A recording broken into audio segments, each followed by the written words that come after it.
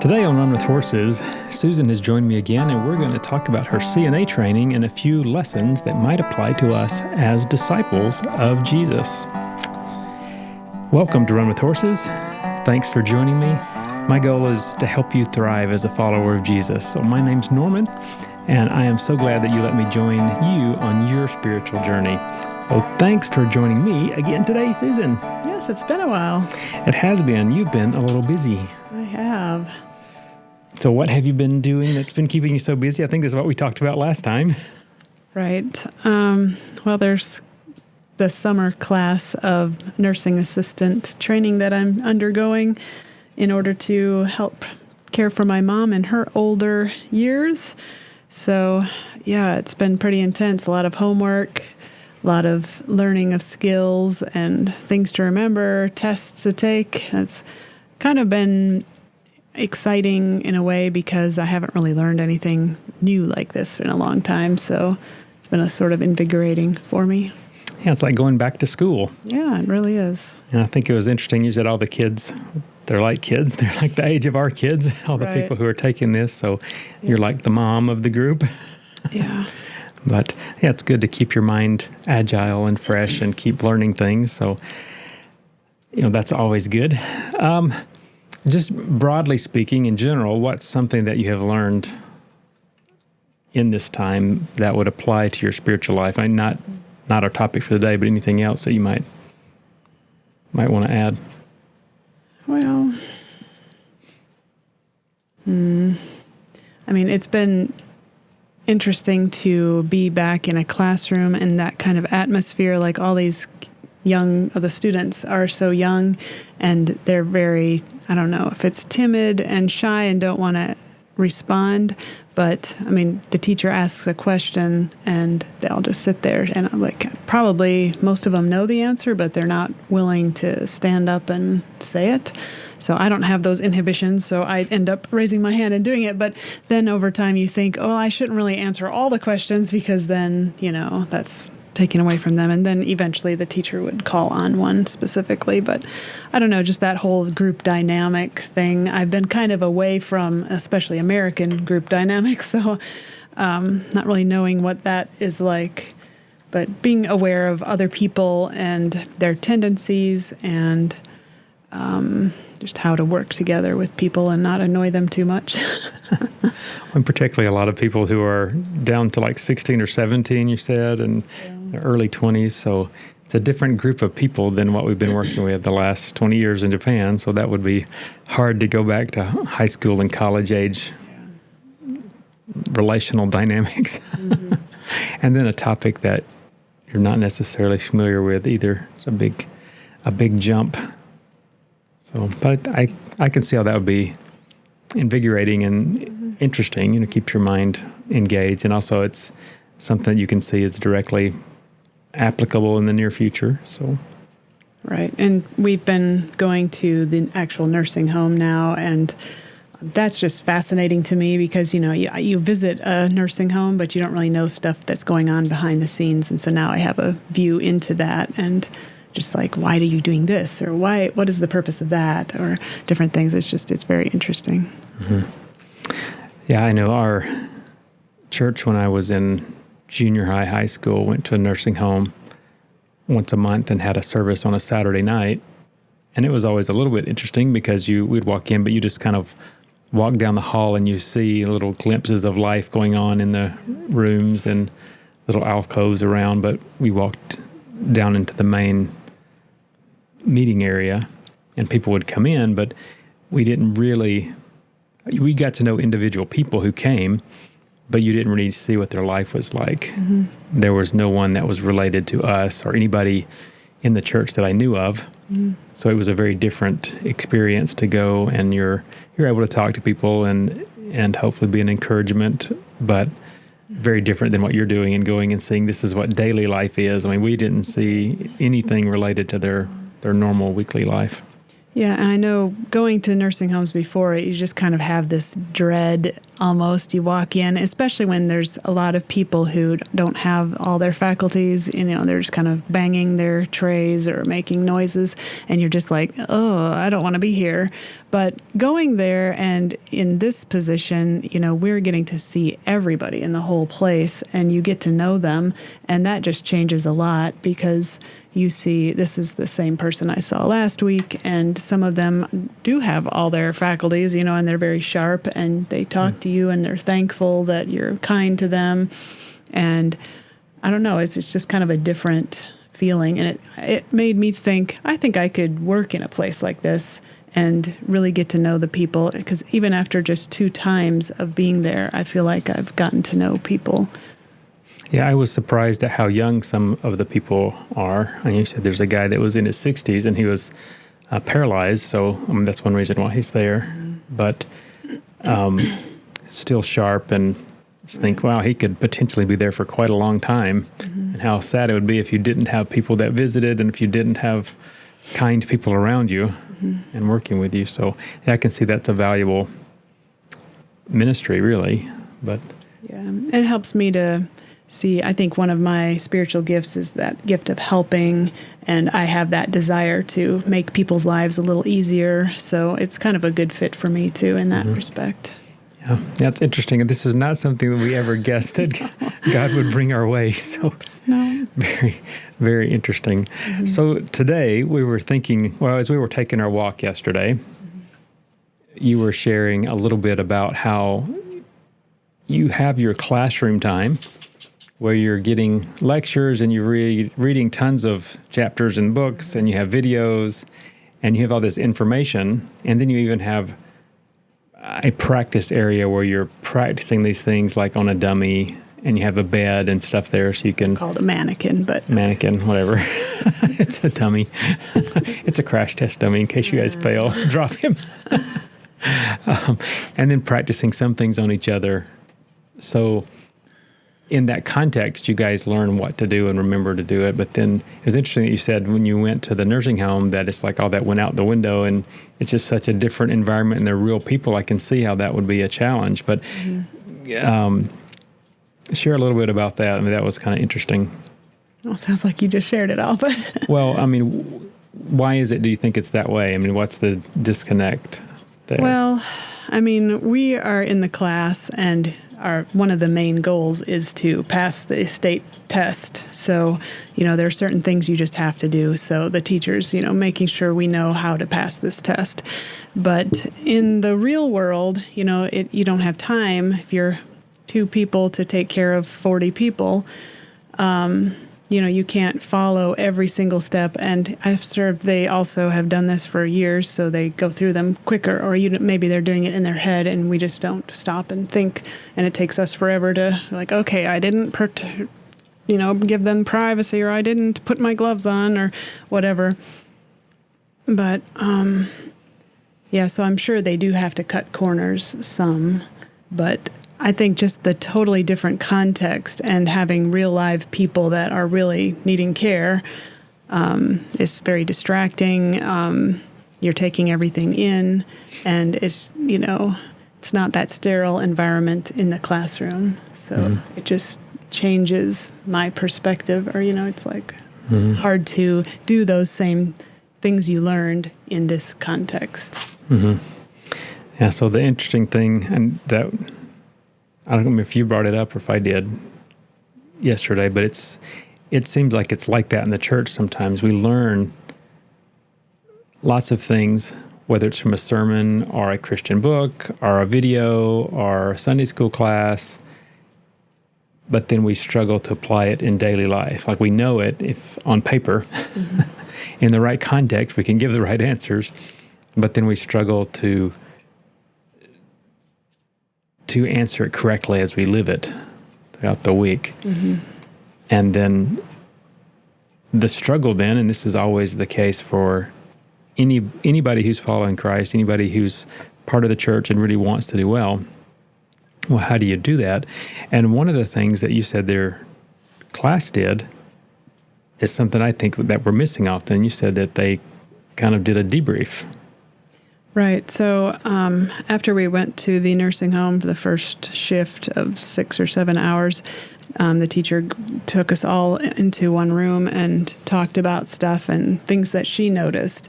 And we could ask questions and things. But through talking about it, like, how did it go? Did you remember to do this? And we're like, oh, no, I forgot about that. It's kind of a debriefing period where you can step back and say, how did what I learned and all of those skills, how did that come across, or did I remember to bring that into this new context? And I mean, I didn't even realize that it just seems so different from the classroom that you don't even think about, oh, I didn't do any of those steps. It was like, that's separate, that's compartmentalized over there, and now I'm over here, so we just do what they do here. And I don't know, it's very different. But by talking about it afterwards, it helped bring the theory and the right way of doing things back into focus and to remind you, hey, we still need to do some of these things while we're here.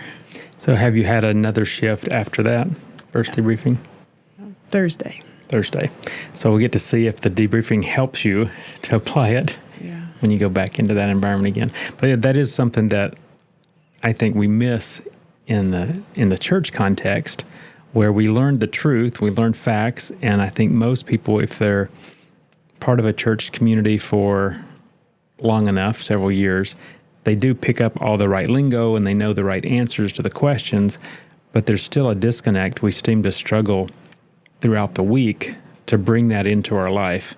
And one of the things that's missing is that debriefing. We don't often, in a small enough group, that the pastor may ask, how are you doing with these things? But it's in front of the whole church. It's a little different than a smaller group saying, did you remember this? How are you doing in this? And expecting an answer and being able to ask the questions. Well, it seems different because I can see how you have a mannequin and you have your bed in your classroom, but you're in a person's room and maybe the layout's different, the room sizes, and there's other stuff there that might be in the way.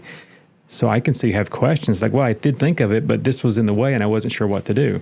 Okay, that's one of the debriefing. Practical. Yeah, it's in practice, how do you really do this when you have life and a real person who may not agree that it's time to do that and is insistent that other things are urgent. And so to bring that into the life of a disciple, we do need that time of thinking about where we are, what we know, and how does what we know work in my situation, which is different than somebody else's even.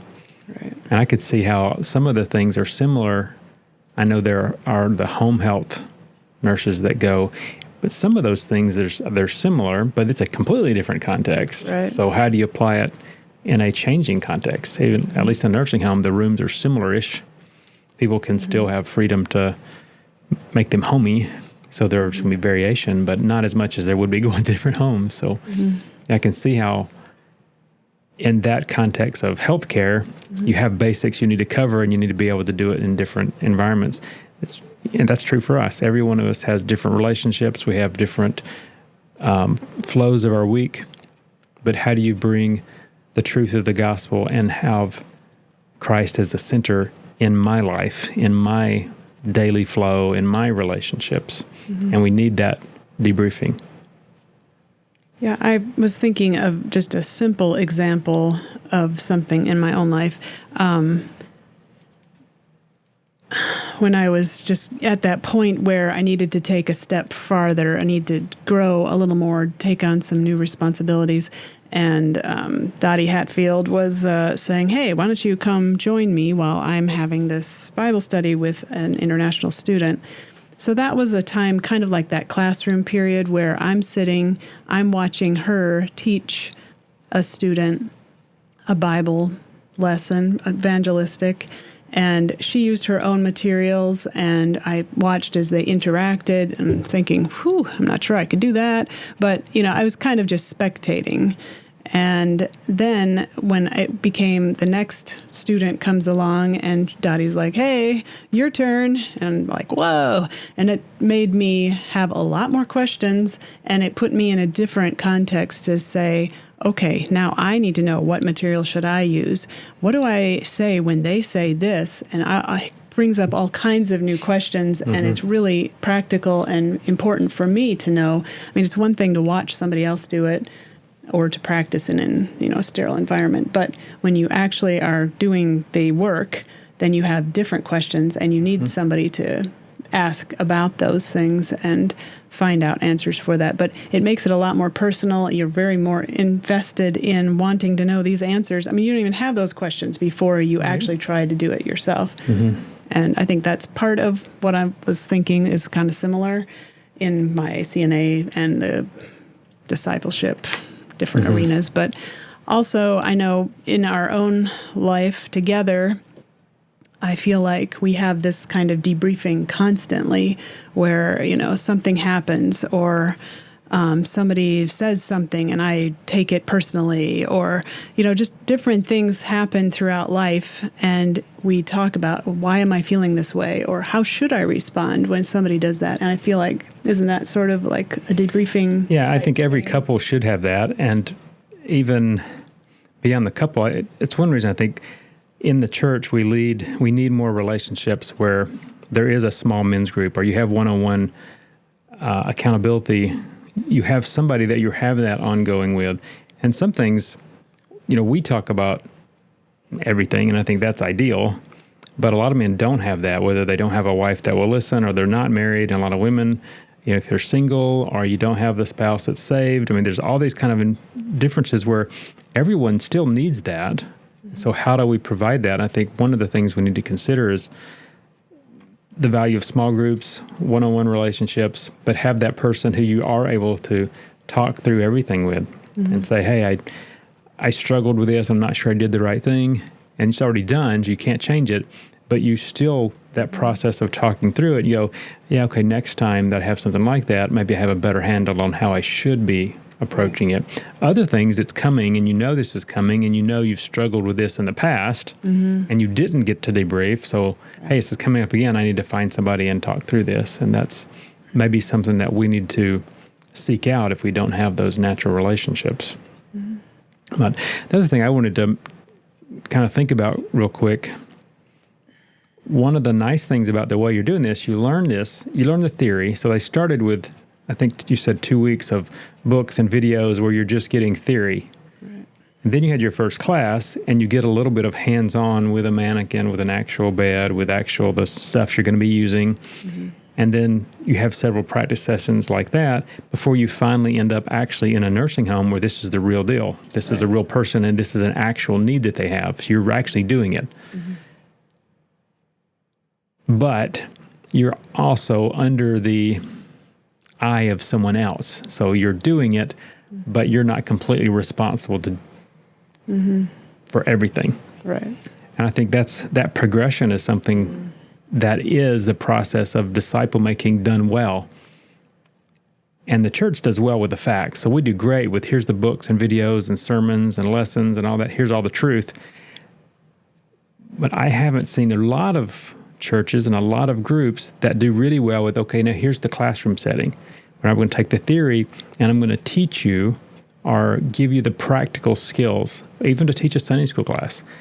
A lot of Sunday school classes don't get a single lesson on how to teach one. They are given a book and saying, good luck. You've been in a Sunday school class, you know how this works. And that's your instruction. Okay, that's a little different than having somebody saying, okay, what are some ways of teaching truth, of helping people remember things, of interacting with the class, of, if you have a young enough class, of keeping control of the class and keeping people's attention and, keeping the important information interesting and all those kind of things. And then also have the next step where, like in my life, the next step was done with co-teaching a class with someone where I did have a chance to teach, but the guy who taught me to teach was still in the class and would do debriefing after, and it was the full-on class. So, and he did meet me and another, at the time I was a college student, me and another student, and taught us some basics of teaching. So he kind of did that classroom. But I don't think everybody gets that. And we should carry that out to all of the things that we see a follower of Christ doing, whether it's evangelism or disciple making just in general. It's something worth thinking about. How can we take the truth we have and help people to live it out? How can we teach them in a classroom setting where you can ask your questions and learn and practice and figure it out? And then where is that setting where it is kind of like that halfway point where you're doing the real work, but under the watchful eye of someone who makes sure that they see your mistakes and can help you fix them. Mm-hmm. And also you don't feel like I have all the responsibility. And if I fail this, somebody's going to die. Yeah. So that halfway point is, I think, important too. And I don't know exactly how you do that in every context, but I think it's something we should consider and think about. Right. I think if you're not a pastor or a pastor's wife, I think so many people would feel like, oh, well, I can't be the one to look over somebody else's shoulder because who am I?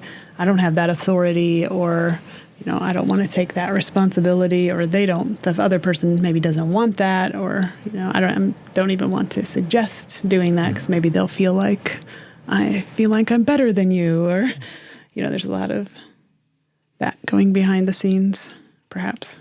Yeah. Well, and that's part of, we don't have the culture of disciple making in most churches. We have a handful of people. I think the numbers already people are familiar with. They say like 10% of the church does most of the work. Mm. Maybe get up to 20% in a really good church. So we're familiar with this concept that that's a handful of people that do most everything. And they're the only ones we feel like are qualified to do everything. So part of disciple making is recognizing that we need more people to be willing to take some responsibility, willing to be trained, and then we need to train them so that they are able to understand. Yeah, it's not even that person who is teaching even your class, they don't make the laws and set the standards and all that kind of stuff. They're following what other people have done, but they've been coached and taught and done it so that they're comfortable that they know what you guys need to know at your level. Mm-hmm. You don't know what they need to know at their level, and that's okay. They're not training you for their level. They're training you for your level, but they've gone past that and learned other things and have agreed to take on that responsibility. And that's kind of that disciple making. You start out as a spiritual infant child, immature, and you don't have a lot of responsibility, but you're invested in and taught and encouraged along the way, and you begin to take some, but you're not given more than what you can handle, and you're still given encouragement and still have a responsibility to somebody else. Like I would guess that your teacher of your CNA class, even, that she goes through training every so often as things change and there's new technology and all this kind of stuff. So she's not done. Right. And I think that's part of that understanding, is that we're not ever done and feel like, well, I'm the king and I can teach you everything, but I can teach you what I've learned so far. And I think that's sufficient, and we should recognize that and embrace that. Yeah, the attitude is important. So I guess we have a few more minutes today. I would be curious to hear your thoughts, thinking about how this works in the CNA training, and now having been in the nursing home, and you kind of talked to some of the CNAs in the nursing home. Do you have, based on going through this and also being familiar with the church setting, what are some thoughts about how this could be applied into the context we already have? So you have a traditional church that has Sunday school, Sunday morning, Wednesday night, at least that much. Mm-hmm. And we need the information, which we have in spades. We have basically most of what we do now is transferring the information. But the classroom setting, where you learn the practical skills, and then that follow-up where it's the halfway and the debriefing, all that. Do you have any thoughts off the top of your head? How might we begin to think about applying that? Well, maybe just an easy thing would be if just say, now is the time that people have VBSs and stuff like that, where you could encourage other people, say, hey, could you come and help with this? And you could give them some pointers or do it with them. And then at the end of the week, you could sit down and talk about it. Hey, how do you think this went? What could we have done better? I mean, that's kind of a simple. Wonder what percentage of churches debrief, like even a VBS. I think that'd be valuable, but my impression is, I've never heard of it, but I'm sure that some people do it. I wonder what percentage actually do something like that. Or what